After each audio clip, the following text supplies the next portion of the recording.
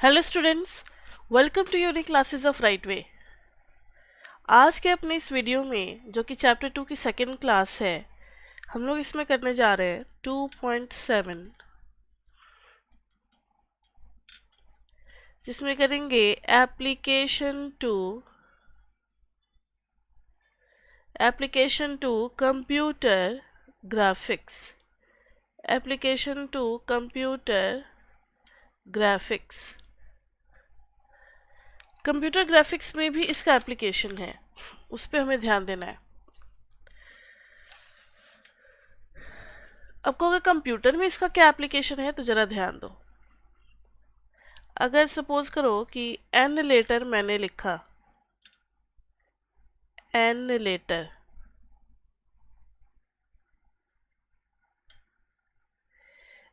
Letter लिखने के लिए कंप्यूटर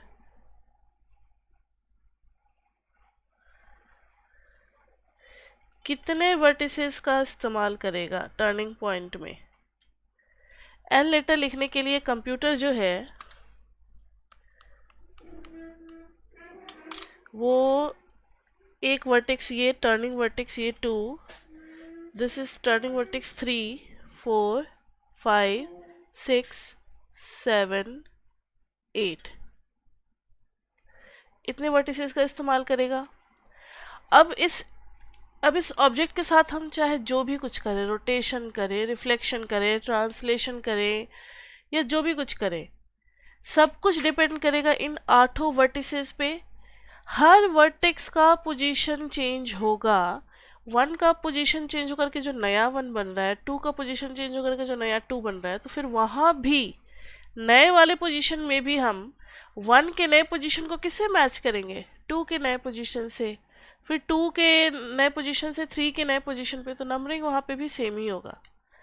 तो हर वर्टेक्स का हमें नया पोजीशन निकालना होता है। जब हम कोई चेंज करते हैं ना इसमें, तो नए पोजीशन से मैच करना होता है हमें।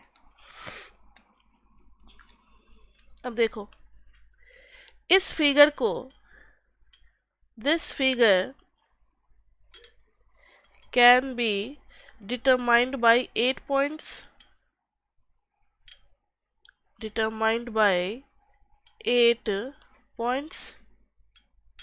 और vertices. These can be stored. अब इनको हम एक मैट्रिक्स में स्टोर कर सकते हैं। These can be stored in a data matrix.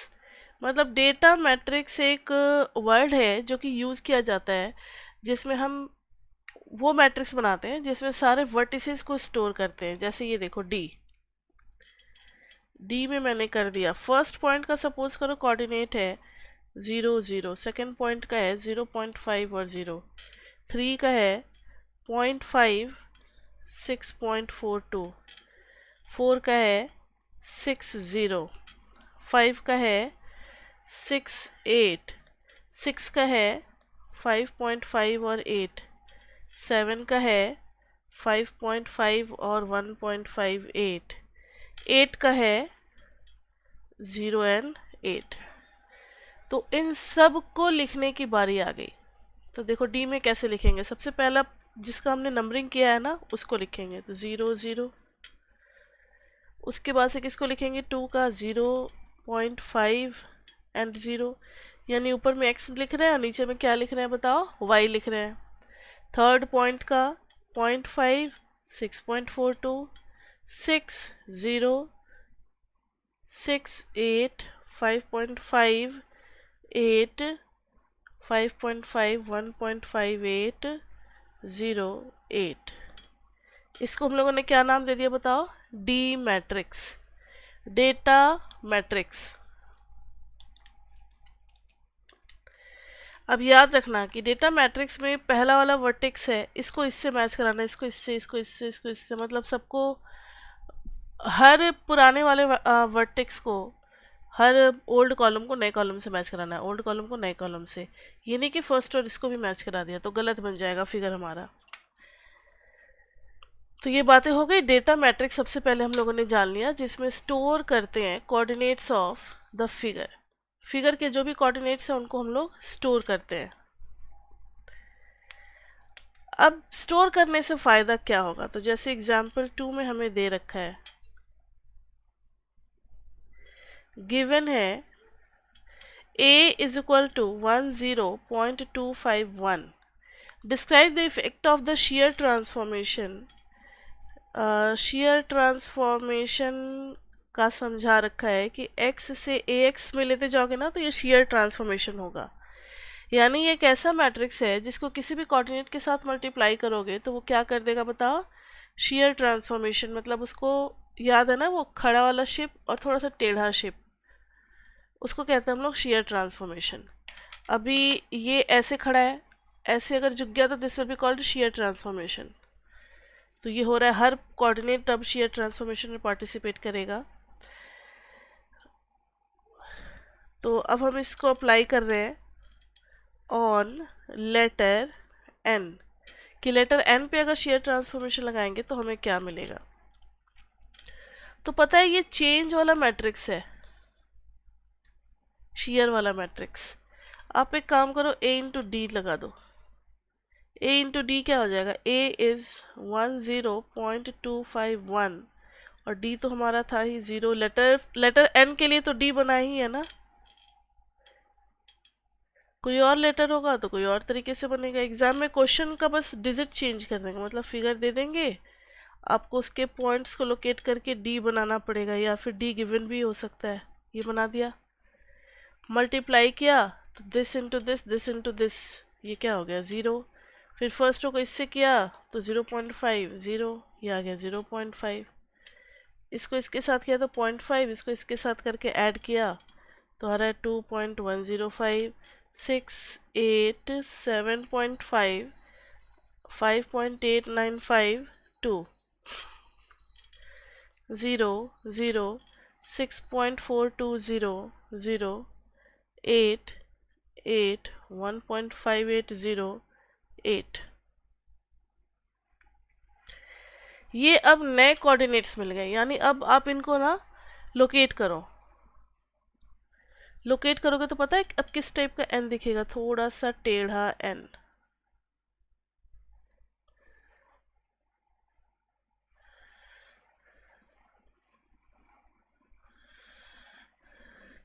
यानी 1 यहाँ आ गया, 2 यहाँ आ गया, 3, 4, 5, 6, 7, 8, थोड़ा सा टेढ़ा n बन गया, वर्टिकल n नहीं रहा। तो आप इसको जब करोगे तो आपको पता लग जाएगा। तो एग्जाम में कैसा क्वेश्चन आ सकता है कि पुराना वर्टिसेस ये रहेगा और उसका नया फिगर बनाना है। अब जैसे 1 तो वही का वही है, 0, 0 ही है, ये भी वही का वही है 0.50, ये लेकिन चेंज हो गया। तो ये जो थोड़ा इधर था ना वर्टिकल में, इधर थोड़ा शिफ्ट हो गया। इसी तरीके से सारे थोड़े थोड़े थोड़े थोड़े राइट की तरफ शिफ्ट होते गए तो थोड़ा सा झुका हुआ n मिल गया हमें। तो ये था हमारा shear ट्रांसफॉर्मेशन। shear ट्रांसफॉर्मेशन का मैट्रिक्स हमें गिवन था।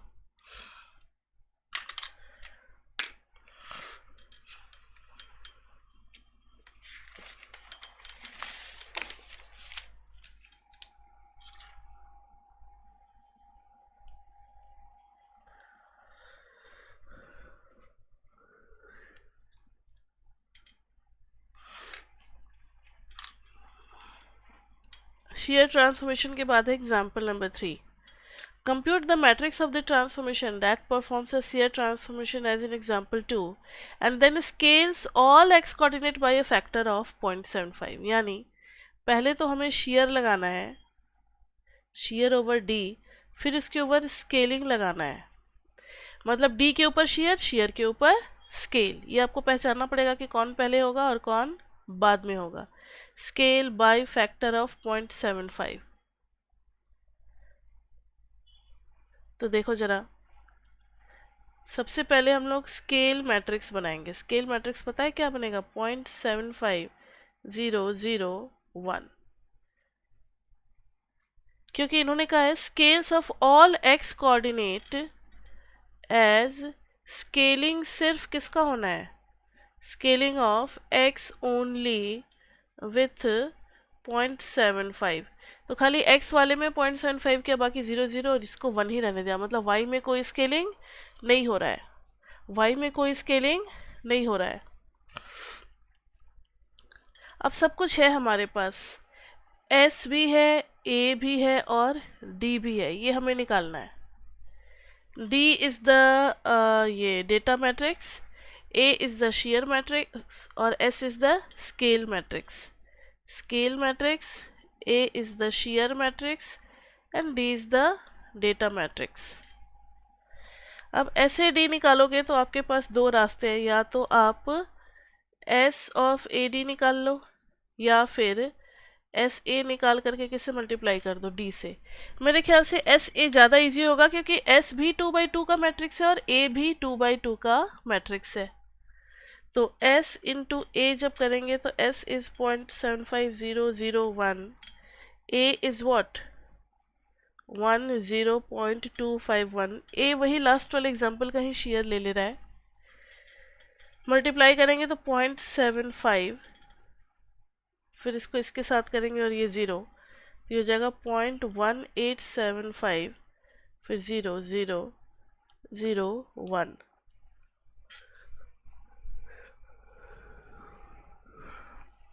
अब आप इस एस ए को किसके ऊपर लगा दोगे, डी के ऊपर, तो ये हमें नया वाला न्यू पोजीशन दे देगा, किसका, लेटर एन का।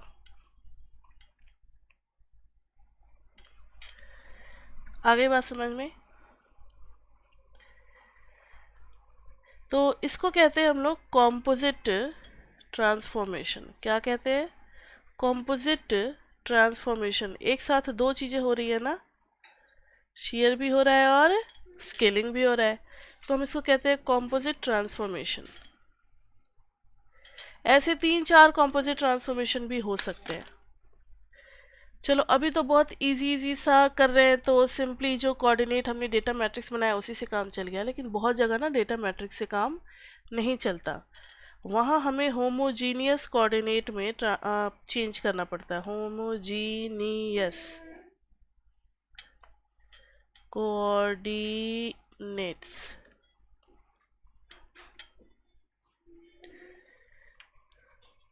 होमोजीनियस कोऑर्डिनेट का मतलब है एक डमी एलिमेंट उसके अंदर आ जाएगा और ये कन्वर्ट कर देगा 2D को 3D में।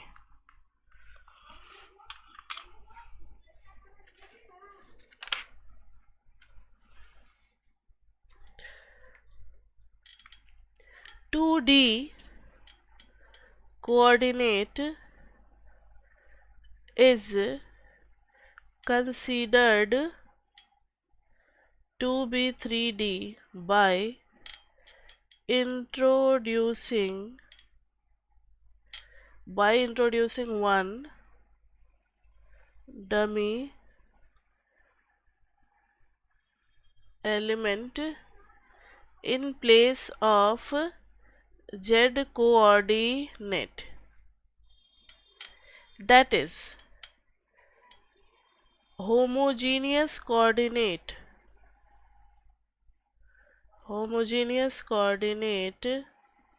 of xy is xy and 1। मैंने क्या कहा था, z वाले प्लेस को डमी मान लेना है। तो ये 2D वाला पॉइंट अब किस में समझ में आने लगेगा बताओ, 3D में। तो ये कहलाता है होमोजीनियस कोऑर्डिनेट। होमोजीनियस कोऑर्डिनेट का फायदा क्या है, हमेशा थर्ड वाला फिक्स है कि इसको 1 ही लेना है, फिक्स्ड कि 1 ही लेना है और कुछ नहीं लेना, xy 1। होमोजीनियस कोऑर्डिनेट का फायदा क्या है ना, ये अभी एक एग्जांपल में समझ में आएगा। तो चलो करते एग्जांपल 4। एग्जांपल 4 में आपके बुक में दे रखा है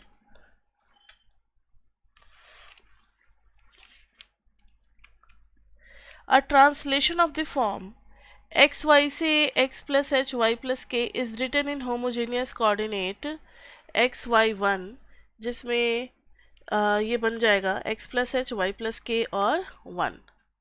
तो xy1 को बनाना है x plus h y plus k और 1।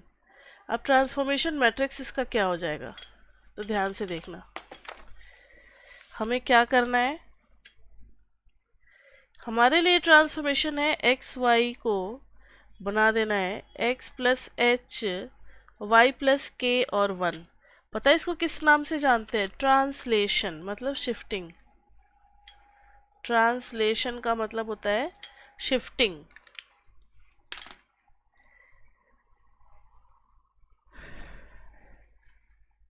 तो देखना जरा, हम लोग इसको if we consider homogeneous coordinate, if we consider homogeneous coordinate, तो हमारा x y 1 को चेंज करके बना देना है x plus H y plus K और 1, x plus H y plus K और 1। अब देखो जरा ये कैसे मुमकिन है। तो एक मैट्रिक्स बना देंगे 1 0 0। देखो कुछ ऐसे मैट्रिक्स में डालना है ना कि यहाँ पे होमोजेनियस कोऑर्डिनेट है x y 1 और यहाँ आ जाना चाहिए x plus H y plus K और 1, ये आना चाहिए। तो ये वाला एलिमेंट तो आपको पता है कि 1 आने के लिए इधर क्या करना पड़ेगा, थर्ड रो को इससे मल्टीप्लाई करना पड़ेगा, तो 0 0 और 1 आ गया। यहाँ y प्लस के चाहिए, तो x तो नहीं चाहिए ना, x के लिए क्या कर दिया 0, y चाहिए तो 1 कर दिया, और 1 को किसके साथ मल्टीप्लाई कर दिया, k के साथ। अब x चाहिए, हाँ बिल्कुल चाहिए, तो यहाँ पे 1 डाल दिया। क्या इसमें y चाहिए, नहीं, तो 0 डाल दिया। और x के साथ h चाहिए, तो यहाँ पे क्या डाल दिया बताओ, h डाल दिया।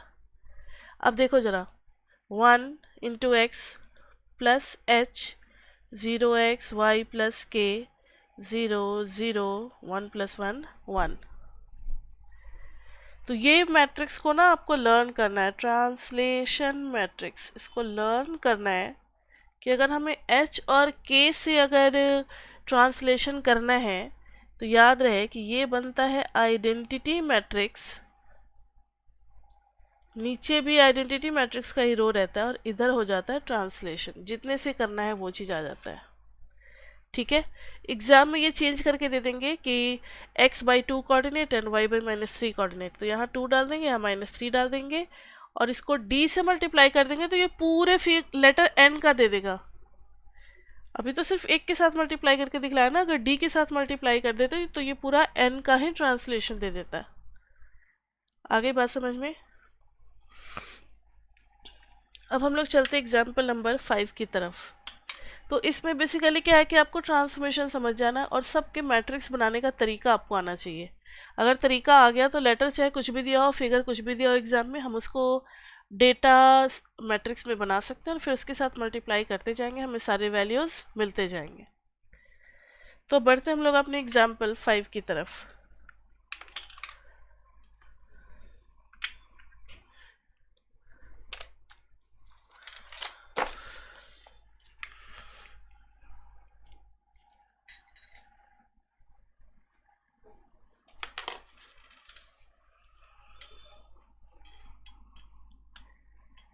Any linear transformation on R2 is represented with respect to homogeneous coordinate by a partition matrix of the form, ठीक है, where A is 2 by 2 matrix, typical example R। इन्होंने कहा है कि any linear transformation, कुछ भी linear transformation को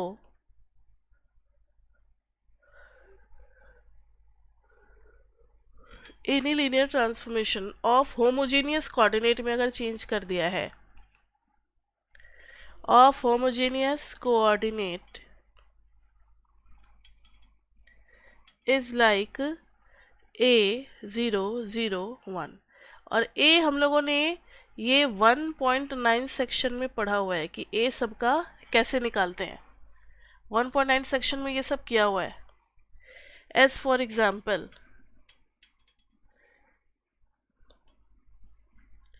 ये देखो, counter clockwise rotation about the origin with angle theta.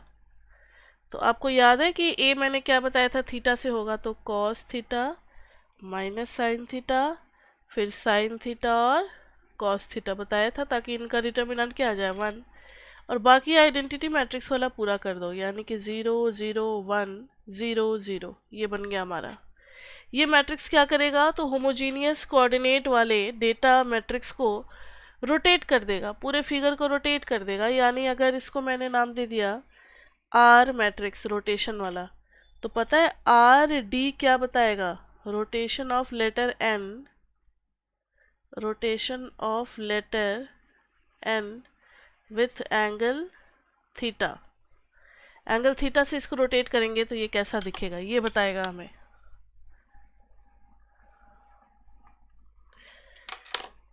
Next है reflection through y is equal to X. तो इसका मैट्रिक्स बनेगा रिफ्लेक्शन वाले का, ये 0 0 1 0 0 तो बनना ही है क्योंकि इन्होंने कहा है कि a और 0 0 1 आएगा। और reflection through y by x का मतलब है अब y बन जाएगा x और x बन जाएगा y। तो जो आइडेंटिटी मैट्रिक्स में दिख रहा था ना, अब वो कुछ 1 1 ऐसे आ जाएगा। यानी आप अगर a इंटू डी करोगे तो ये रिफ्लेक्ट कर देगा, reflect n with respect to y is equal to x। ये सारे मैट्रिक्स आपको लर्न होने चाहिए। नेक्स्ट है scaling of x by s and y by t। तो ये हो जाएगा a is equal to s0 0 homogeneous coordinate में 0 t 0 0 0 1। आप वेरीफाई करना चाहते हो तो एक बार करके देखो, तो a इंटू एक्स वाई 1 करेंगे तो s 0 0 0 t 0 0 0 1 into X Y 1 करेंगे तो ये आ जाएगा एस एक्स, स्केलिंग है ना तो मल्टीप्लाई होगा, बाकी सब 0, फिर वाई टी और 1। यानी x का s से हो गया, t का y से हो गया और 1 का 1 ही रह गया होमोजीनियस कोऑर्डिनेट। तो ये तीनों मैट्रिक्स ना आपको लर्न होने चाहिए अच्छे से, रोटेशन वाला, रिफ्लेक्शन वाला और स्केलिंग वाला।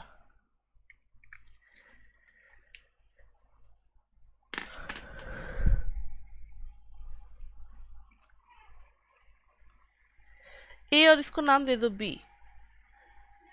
बी अब देखो एग्जाम्पल 6 करते हैं। एग्जाम्पल 6 करेंगे तो find 3x3 matrix that corresponds to the composite transformation of a scaling by. इसमें दे रखा है क्वेश्चन में कि find the 3x3 matrix that corresponds to the composite transformation of a scaling by 0.3, a rotation of 90 degree and finally a translation that adds minus 0.52 to each point in a figure। यानी यहाँ पे तीन चीज़ें हो रही हैं। सबसे पहले स्केलिंग हुआ है 0.3 से, अगर कुछ नहीं दिया हुआ तो हम x और y दोनों का स्केलिंग मानेंगे। नेक्स्ट है रोटेशन ऑफ 90 डिग्री, यानी पूरा का पूरा फिगर 90 डिग्री से रोटेट करेगा। और फिर ट्रांसलेशन दैट एड्स minus 0.5 और 2 to each point in the figure. तो इसके लिए तो पहले हमें तीन मैट्रिक्स बनाने पड़ेंगे, लेकिन सबसे पहले स्केलिंग, फिर रोटेशन, फिर ट्रांसलेशन। यानी यहाँ पर इस तरीके से हो रहा है कि कोई डी होगा तो उसके ऊपर पहले स्केलिंग लगेगा, फिर रोटेशन और फिर ट्रांसलेशन।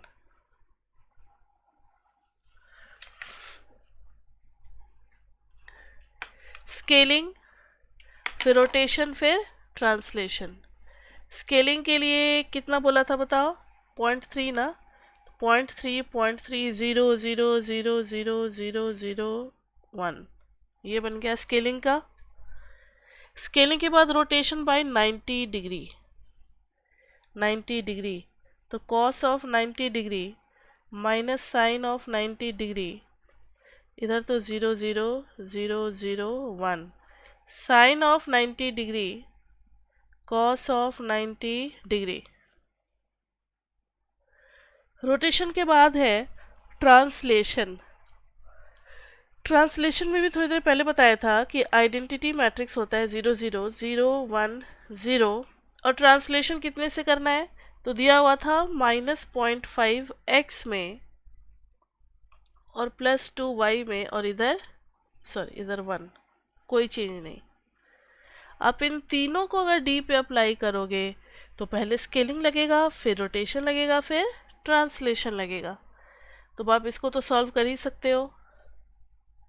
यह जगह 1 0 0 0 1 0 -0.5 2 1 cos of 90 degrees 0 -1 0 sin 90 degrees 1 cos of 90 degrees 0 0 0 1 into 0.3 0 0 0 0.3 0 0 0 1 over D. तो आप एक काम करो, पहले इन तीनों को मल्टीप्लाई कर लो, फिर डी के साथ फाइनली मल्टीप्लाई कर देना। तो ये क्या दे देगा हमें, डी का नया पोजीशन। वैसे इस एग्जाम्पल में डी पे अप्लाई करने को नहीं कहा है, हमें सिर्फ इन तीनों का प्रोडक्ट निकालने को कहा है। तो वो जो मैट्रिक्स आएगा वो एक ही साथ एक ही बार में तीनों काम कर देगा, स्केलिंग भी कर देगा, रोटेशन भी कर देगा और ट्रांसलेशन भी कर देगा। ठीक है, पहले ये मैथ्स ऑनर्स के कोर्स में नहीं था, बिल्कुल नया चीज़ ऐड किया है। तो इसमें एग्जाम्पल से ज़्यादा तो कुछ पूछेंगे नहीं अभी इस बार। अभी 2-3 साल जब हो जाएगा, सारे एग्जाम्पल आ जाएंगे ना, तब वो क्वेश्चन चेंज करना शुरू करेंगे। तो इसमें आपको याद रखना है कि किस तरीके से क्या क्या हो रहा है। ट्रांसलेशन में क्या होता है, आइडेंटिटी मैट्रिक्स ही बनता है और x में जितना करना है, y में जितना करना है, there is no change in homogeneous coordinate. इसमें भी कोई चेंज नहीं होता है, मतलब लास्ट वाला रो तो हर बार 0 0 1 0 0 1 ही रहना है। ठीक है, और 90 डिग्री वाले में आपको याद ही है कि ये होता है हमारा रोटेशन वाला, और इसमें फिर स्केलिंग वाला है, और इसमें तो शिफ्टिंग वाला यहाँ पे आता है। ये सब याद होगा तो क्वेश्चन आपसे हो जाएगा।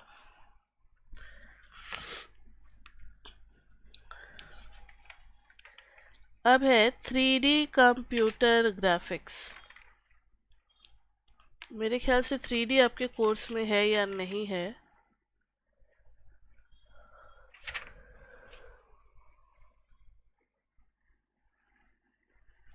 चलो 3D भी कराई देते, कुछ क्लियर कोर्स में लिखा नहीं है, हो सकता है आपके टीचर बाद में कट करवाए, एक बार मुझे देख लेने दो।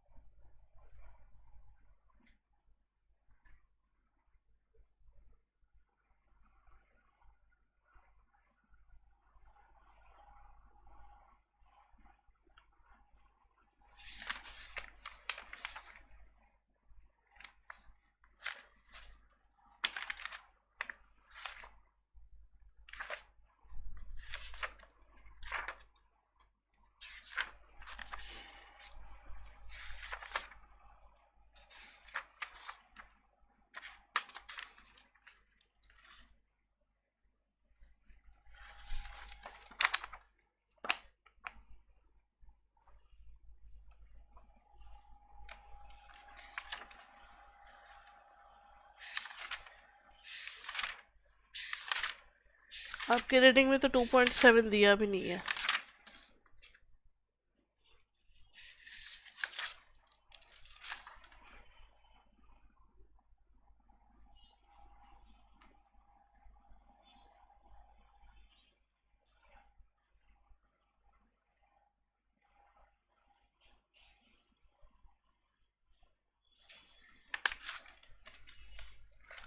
चलो 3D वाला कर ही लेते हैं हम लोग।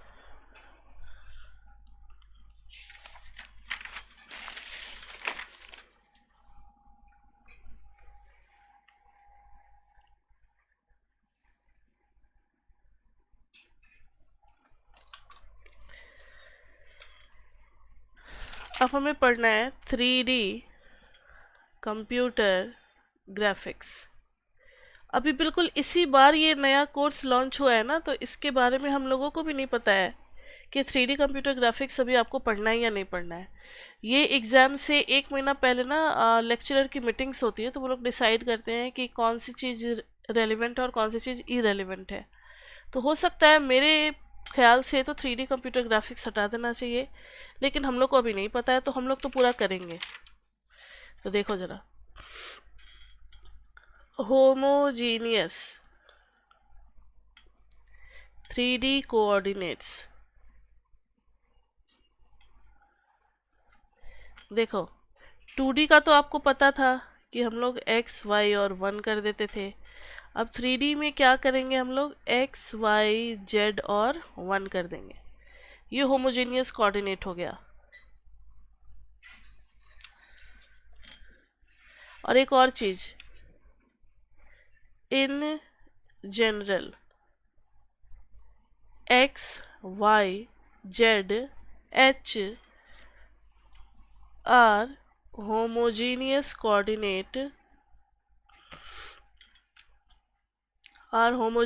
coordinates for x, y, z if h is not equal to 0। और कैसे होमोजेनियस कोऑर्डिनेट में इसको कन्वर्ट करेंगे,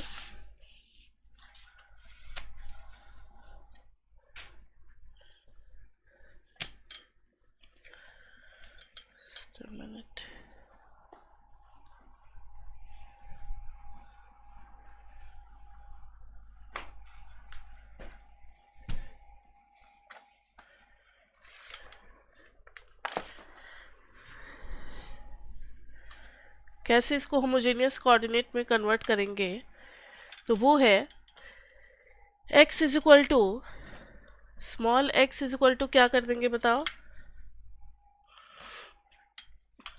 अगर ऐसे 4 कोऑर्डिनेट वाला वेक्टर दिया हुआ है ना, तो स्मॉल x निकाल देंगे हम लोग x बाई h करके, ताकि यहाँ पे 1 आ जाए। स्मॉल y निकल जाएगा कैपिटल Y बाई h करके, और स्मॉल z निकल जाएगा कैपिटल Z बाई h करके। ठीक है, देन हमें मिल जाएगा x, y, z और 1। तो ये इसका होमोजेनियस कोऑर्डिनेट हो जाएगा। जैसे फॉर एग्जांपल 10 - 6 14 2। अच्छा एक मिनट 3D का बनाना है ना, तो ये तो 4D का हो जाएगा। x, y, z is homogeneous coordinate, मतलब जो भी फोर्थ कोऑर्डिनेट होगा ना, उससे सबको डिवाइड कर देना है और सिर्फ पहले 3 को ही लिखना है। जैसे इसका होमोजीनियस कोऑर्डिनेट क्या हो जाएगा, 10/2 - 6/2 14/2 दैट इज इक्वल टू 5 और -3 और 7, 5 - 3 एंड 7।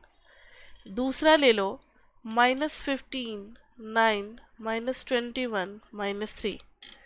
इसका जब होमोजेनियस कोऑर्डिनेट में कन्वर्ट करोगे तो -15/-3 9/-3 -21/-3 दैट्स इट। ये आ गया 5 -3 और 7। तो ये दोनों ही होमोजेनियस कोऑर्डिनेट है इन दोनों के। ठीक है,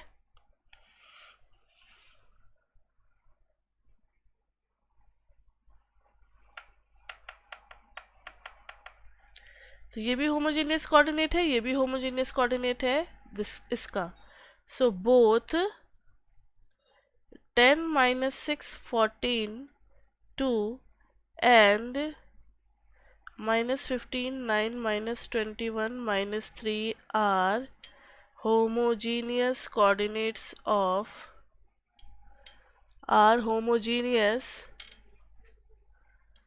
coordinates of 5 -3 और 7।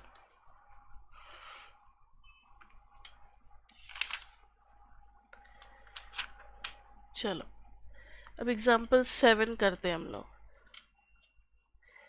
Give 4x4 matrices for the following transformation. इन्होंने कहा है कि फॉलोइंग ट्रांसफॉर्मेशन के लिए 4x4 मैट्रिसेस दें। ये रहा, rotation about the y axis through the angle of 30 degree. y axis अगर ये है पूरा y एक्सिस है, तो इसके अबाउट 30 डिग्री हो रहा है। A positive angle is counterclockwise direction when looking towards the origin from the positive half of the axis of rotation. Translation by vector p is equal to -6 4 and 5। चलो b part तो बाद में करेंगे, पहले a part को समझें। तो a part के लिए हम लोगों ने ले लिया E1 E2 एंड E3। याद है आपको बेसिस जब पढ़ाया था तो E1 E2 और E3 बताया था। 1.9 में भी बताया था कि ट्रांसफॉर्मेशन मैट्रिक्स कैसे निकालते हैं, तो E1 E2 E3 की हेल्प से निकालते हैं। तो यहाँ फिगर में देखो, ये रहा E1, फिगर में आप देख सकते हो E1,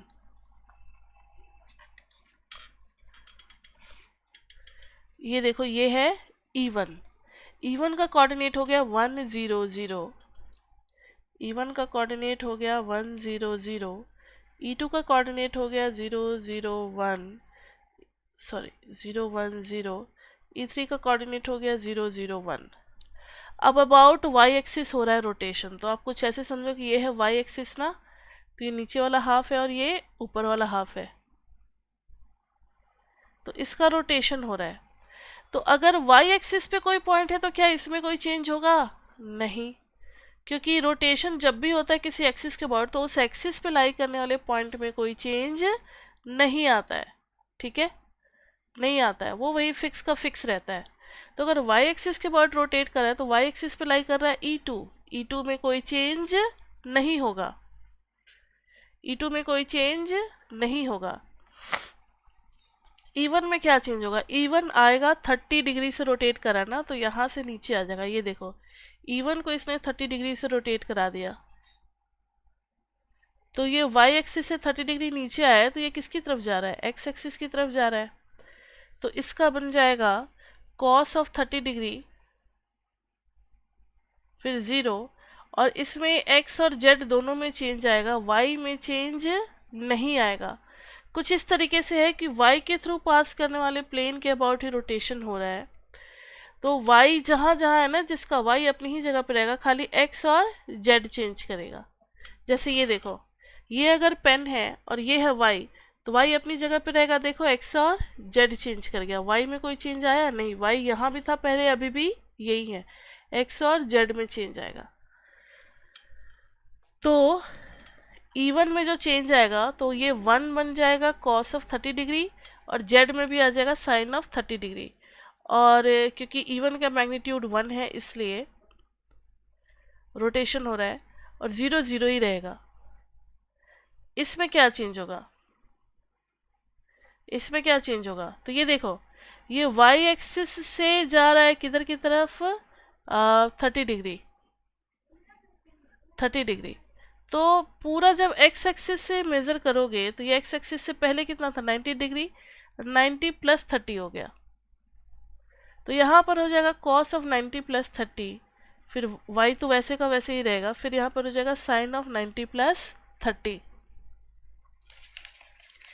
तो पहले वाले में जो रोटेशन हो रहा है एग्जाम्पल 7 में, इसमें हो जाएगा जैसे हम लोग डालते हैं t of E1, t of E2, t of E3 डालते हैं ना, तो t ऑफ E1 का मतलब है कि 1 0 0 का चेंज होना, तो 1 0 0 का चेंज होकर के बन जाएगा cos ऑफ 30 डिग्री, इसमें कोई चेंज नहीं, sin of 30 degree.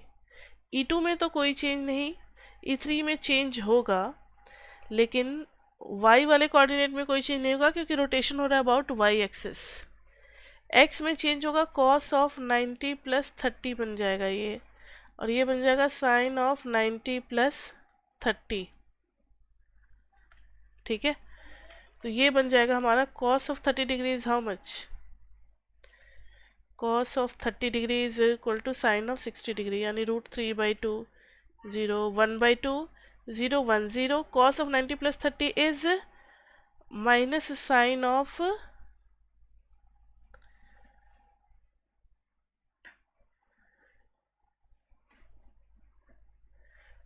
cos of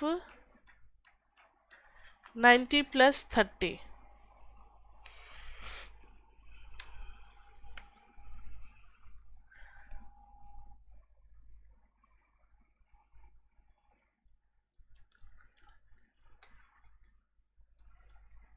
ठीक है, साइन ऑफ, थोड़ा सा फिगर को फिर से समझना पड़ेगा।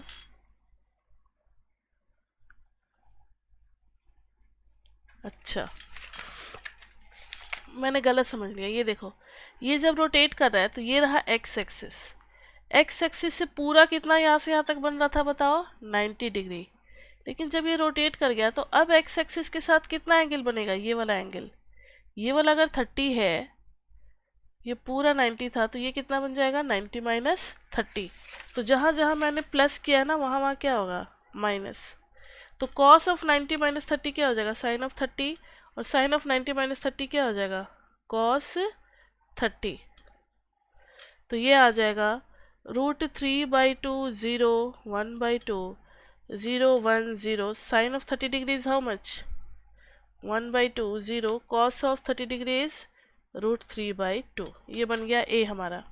अब इसी का अगर होमोजीनियस कोऑर्डिनेट बनाना चाहोगे तो बस होमोजीनियस में हमें क्या करना है, 0 0 0 1 0 0 0, ये बन गया। ठीक है, तो ये क्या करेगा, rotation about Y axis at an angle of 30 degree in counter clockwise direction when looking towards the origin. ये हो गया। अब इसको जिसके साथ मल्टीप्लाई करोगे ये उसी टाइप का रोटेशन दे देगा।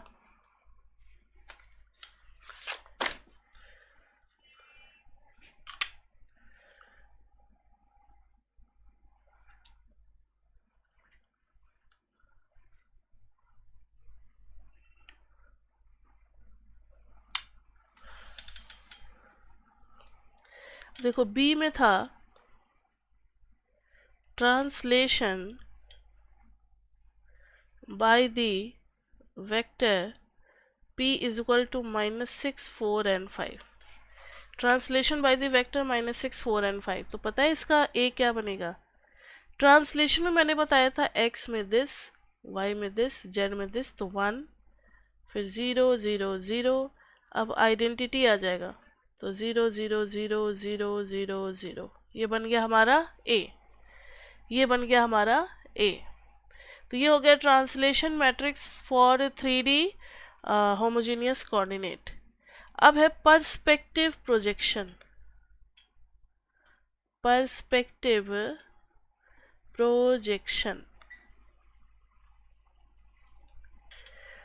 पर्सपेक्टिव प्रोजेक्शन में है कि कोई भी 3D फिगर को आप किस नज़रिए से देखते हो, ये आपके ऊपर डिपेंड करता है। एक जैसे कोई बिल्डिंग ही बना है, उस बिल्डिंग का हजारों तरीके से फोटो हो सकता है, कौन कितने एंगल से देख रहा है, किसका आई किस एंगल से है और कहाँ से देख रहे हो आप, किस कोने से, ऊपर से देख रहे हो, नीचे से देख रहे हो, साइड से देख रहे हो, थोड़ा एंगल बना करके देख रहे हो, ये आपके ऊपर डिपेंड करता है। तो पर्सपेक्टिव प्रोजेक्शन में कंप्यूटर को भी यही सोचना होता है कि जो 3D इमेज आ रहा है हम उसका 2D का कौन सा इमेज दे। तो कंप्यूटर के लिए एक पॉइंट होता है जिसको हम लोग कहते हैं centre of projection. Centre of projection, वहीं से उसको देखना होता है। कैमरा जैसे फिट कर दो वैसे ही। सेंटर ऑफ प्रोजेक्शन का मतलब है आई पोजीशन। ठीक है, आई पोजीशन। सपोज करो आई पोजीशन को हम लोग एक्स स्टार, वाई स्टार और 0 के नाम से जानते हैं। तो कोई पॉइंट जो था ऐसे था, ये था एक्स वाई जेड, इसका हमने पता है क्या कर दिया, इमेज देखा, ये आ रहा है एक्स स्टार, वाई स्टार और 0। क्योंकि एक्स वाई प्लेन में जेड तो हो जाएगा 0, तो ये इसका कोऑर्डिनेट बदल जाएगा और ये हो जाएगा हमारा प्रोजेक्शन। ये क्या हो जाएगा, प्रोजेक्शन। इसी तरीके के प्रोजेक्शन के बारे में हम लोग बात कर रहे हैं।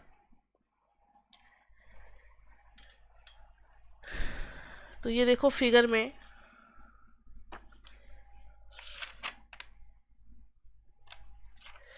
प्रोजेक्शन में देखो, पर्सपेक्टिव प्रोजेक्शन में समझाया तो काफ़ी कुछ है 3D में, लेकिन इतना हमें समझने की ज़रूरत नहीं। जैसे ये 3D का फिगर है, ये 2 रेक्टेंगल है और इनके थ्रू तो अगर आप यहाँ से देखोगे तो आपको ऐसे दिखेगा, एक रे ऐसे जाएगा, एक रे नीचे जाएगा, एक रे उधर से जाएगा, 2 सिमिलर ट्रायंगल्स बन गए।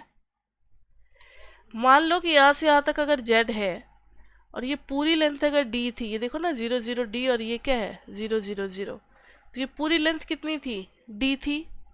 अगर यहाँ से यहाँ तक जेड मान लिया तो बाकी का बचा हुआ लेंथ क्या हो जाएगा, डी माइनस जेड। ये था X star Y star zero. इस 3D को हम 2D में इमेज में देखना चाह रहे हैं। तो ये यहाँ से यहाँ तक क्या हो गया, एक्स स्टार, क्योंकि आप देखो ये एक्स एक्सिस है, ये वाई एक्सिस है और ये जेड एक्सिस है। एक्स एक्सिस, वाई एक्सिस और जेड एक्सिस। तो जो एक्स एक्सिस पे पॉइंट था ये X star Y star zero, वो इस पे खाली क्या बन के रह जाएगा, एक्स स्टार। यहाँ पर इस पॉइंट का था एक्स वाई जीरो, तो इसका खाली आएगा एक्स, खाली नीचे नीचे अगर आप उसकी परछाई देख रहे हो तो। The triangle in XZ plane in 6A is redrawn in part B. A को दूसरे part B में लिखा गया, showing the length of line segments. Similar triangles show that. यहाँ ध्यान दो, ये पूरा यहाँ से यहाँ तक x स्टार है, x star by D is equal to, ध्यान से देखना, सिमिलर ट्रायंगल क्या बता रहा है, x star by D is equal to x by D minus Z। सही है, ये बड़ा वाला ट्रायंगल और ये छोटा वाला ट्रायंगल ये दोनों क्या है, सिमिलर है। तो बड़े वाले ट्रायंगल में रेशियो देखो, एक्स स्टार बाई डी, छोटे वाले का x by D minus Z, दोनों सेम होंगे। यहाँ से जब आप एक्स स्टार निकालोगे तो डी ऊपर जाएगा, तो x into D by D minus Z. और अगर आप डी से ऊपर नीचे डिवाइड कर दोगे तो एक्स बच गया 1 माइनस जेड बाई डी। तो एक्स स्टार की वैल्यू आ गई x by 1 minus Z by D, तो y स्टार की भी वैल्यू कितनी आ जाएगी, y by 1 minus Z by D. तो ये हो गया कि x को बदल करके हमने x स्टार निकाल लिया, y को बदल करके y स्टार निकाल लिया। तो इतना आपको डेरिवेशन नहीं आना चाहिए, आपको सीधा लर्न करना है। ये देखो, we want X Y Z to map into this 0 and 1. Coordinates by 1 minus ZD we also use this as homogeneous coordinate। यानी हम लोगों ने x y z 1 को कन्वर्ट कर दिया x star y star z को तो 0 बना दिया और 1 में, जो कि है x स्टार की वैल्यू अभी निकाली थी x by 1 minus Z by D. Similar triangle से y by 1 minus Z by D 0 और 1। अब सबको स्केलिंग कर देंगे, scaling each by 1 minus Z by D.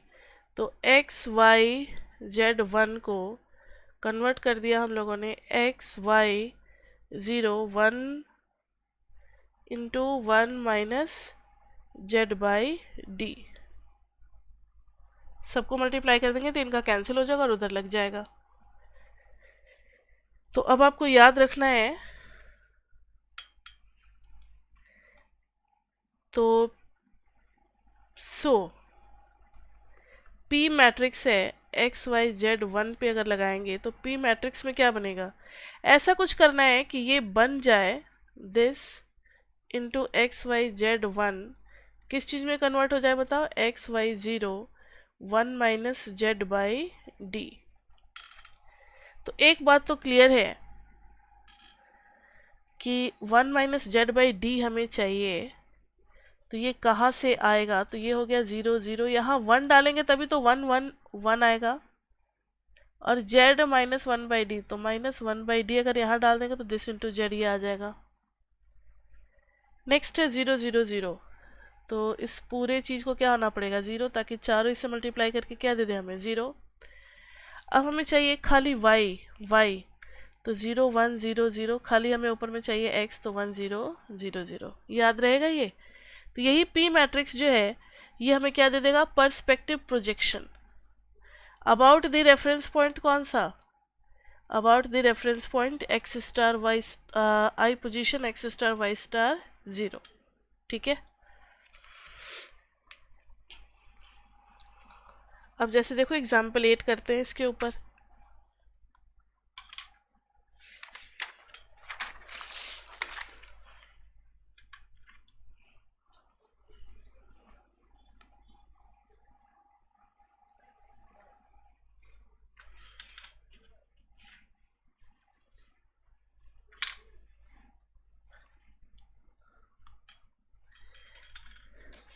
Example 8 में हमें काफ़ी सारे पॉइंट्स दे रखे हैं.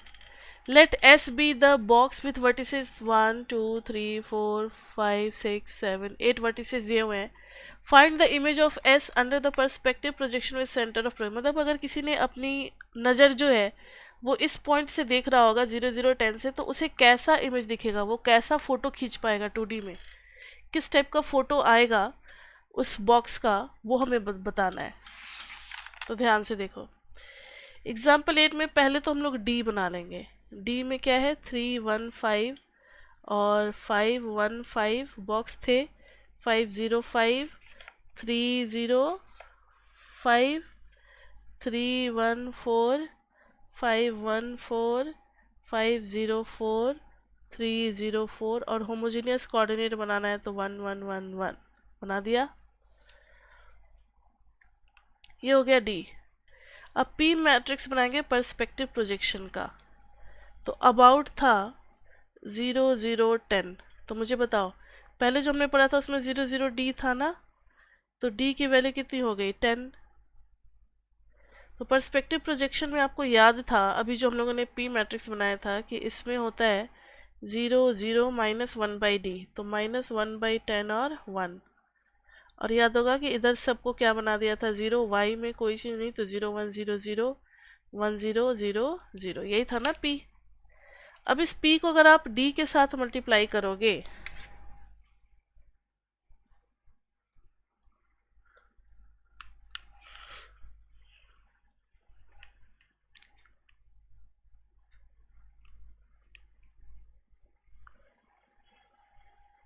अगर आप इस p को d के साथ मल्टीप्लाई करोगे तो चेंजेस तो आएगा.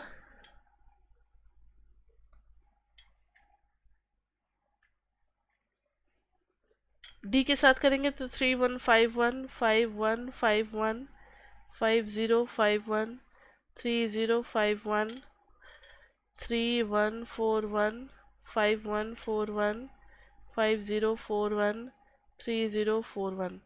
सपोज करो कि हमें मिल गया 310.5 5 1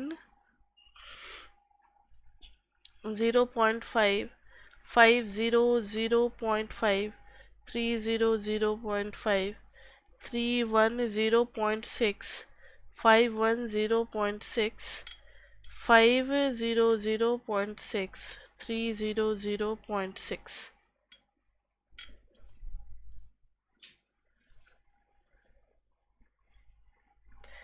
अब देखो जरा, ये तो बन गया. अब 4 कोऑर्डिनेट को हम लोग तो स्केच नहीं कर सकते ना, तो इस कॉलम में किससे डिवाइड कर देंगे 0.5 से. इस कॉलम में किससे डिवाइड कर देंगे 0.5 से. होमोजेनियस कोऑर्डिनेट बनाने का तरीका याद है ना, तो इसको 0.5 से डिवाइड कर देंगे तो 3 बाई 0.5 कितना हो जाएगा. सबको डिवाइड कर देंगे तो 3 बाई 0.5 1 बाई 0.5 0 और ये 1. फिर 5 बाई 0.5 1 बाई 0.5 0 और 1. इस तरीके से सबका निकालेंगे. मतलब यहाँ 0.5 है तो 0.5 से, यहाँ 0.6 है तो 0.6 से. ये पूरा कोऑर्डिनेट बन जाएगा 6 2 0 10 2 0 10 0 0 6 0 0 5 1.70 8.3 1.70 8.300 500. देखना चाहते हो तो देख लो. इसमें हम लोग करेंगे 5 by 0.5 0 0 1 3 by 0.5 0 0 1 3 by 0.6 1 by 0.6 0 1 5 by 0.6 1 by 0.6 0 और 1 5 बाई 0.6 0 0 1 3 बाई 0.6 0 0 1. ठीक है, तो ये जो हो गया ये हमारा फोटो दे देगा which gives image in 2D, which gives image in 2D. ये 2D का इमेज दे देगा. तो इसमें तो इतना ही है आपके बुक में, और इसी में से कोई ना कोई एक क्वेश्चन आना है पेपर में, क्योंकि फर्स्ट टाइम इंट्रोड्यूस किया आपके सिलेबस में, तो कुछ ज़्यादा एक्सपेरिमेंट करेगा नहीं. तो आपको इतना ही एग्जाम्पल को बार बार कर जाना है ताकि आपका कोई दिक्कत ना हो पेपर में. ठीक है. तो डेट्स ऑल फॉर 2.7। चैप्टर 2 में इतना ही था। चैप्टर 2 में खाली हमें दो ही चीज़ें करनी है, 2.2 और 2.7। फिर हम लोग आप प्रैक्टिस करते रहो। मिलते हैं नए वीडियो में हम लोग नए टॉपिक के साथ।